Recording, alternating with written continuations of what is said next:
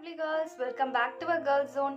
இன்னைக்கு நம்ம 50 days challengeல day 8 இன்னைக்கான வீடியோ என்னன்னு வந்து பாத்தீங்கன்னா charcoal face pack. இது வந்து பாத்தீங்கன்னா ஸ்பெஷலா பிம்பிள் இருக்க பீப்புளுக்காக நான் வந்து பண்ணியிருக்கேன். அண்ட் என்னோட ஸ்கின்ல பிம்பிள் நிறைய இருக்கிறதுனால நான் இந்த ஃபேஸ் பேக் வந்து போடலான்னு இருந்தேன்.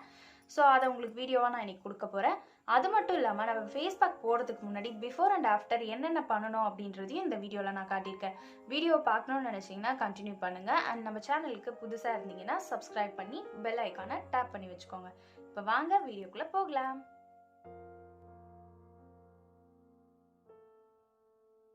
இப்போ நம்ம ஃபேஸ் பேக் அப்ளை பண்ணுறதுக்கு முன்னாடி நம்மளோட மேக்கப்பை வந்து ரிமூவ் பண்ணணும். இதுக்கு வந்து பார்த்திங்கன்னா நான் ஹிமாலயாவோட பேபி ஆயில் எடுத்திருக்கேன். இதை வச்சா என்னோடய மேக்கப்பை நான் ஃபுல்லாக ரிமூவ் பண்ணிக்கிறேன். இது வந்து பார்த்திங்கன்னா ரொம்ப க்ளீனாக வந்து உங்களோட மேக்கப் வந்து ரிமூவ் பண்ணி கொடுக்கும். அண்ட் உங்கள் ஸ்கின்னை வந்து நல்லா சாஃப்டாக வச்சுக்கும் பேபி ஆயில் யூஸ் பண்ணும்போது. நீங்கள் காஜல் ஐலைனர் இதெல்லாம் அப்ளை பண்ணியிருந்தீங்கன்னா நல்லா வந்து அதை எடுத்துருங்க. இல்லைனா வந்து அதுவே வந்து உங்களுக்கு டார்க் சர்க்கிள்ஸ் ஃபார்ம் ஆயிரும். இப்போ வந்து பார்த்தீங்கன்னா நான் அந்த ஆயிலை ஒரு டிஷ்யூ வச்சு நல்லா வைப் பண்ணிக்கிறேன்.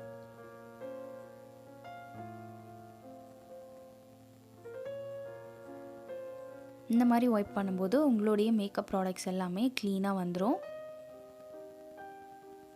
இப்போ வந்து பார்த்தீங்கன்னாவே தெரியும் உங்களுக்கு நல்ல டிஃப்ரென்ஸ்.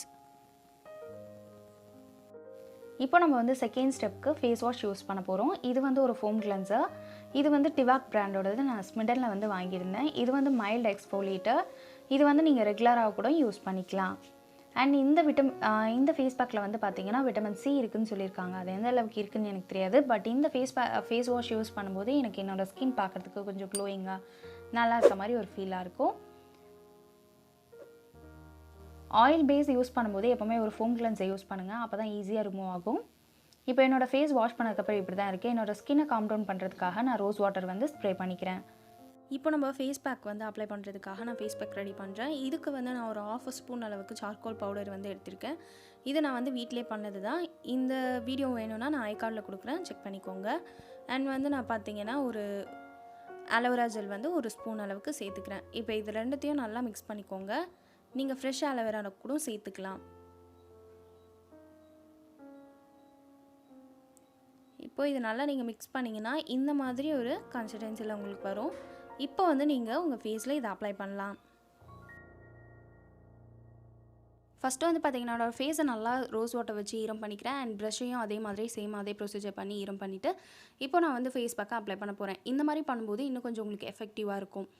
அண்ட் அதே மாதிரி வந்து பார்த்திங்கன்னா இதில் சார்கோல் யூஸ் பண்ணியிருக்கோம், அலோவேரா ஜெல் யூஸ் பண்ணியிருக்கோம். சார்கோல் வந்து பார்த்திங்கனாவே நேச்சுரலாக ஒரு கார்பன்.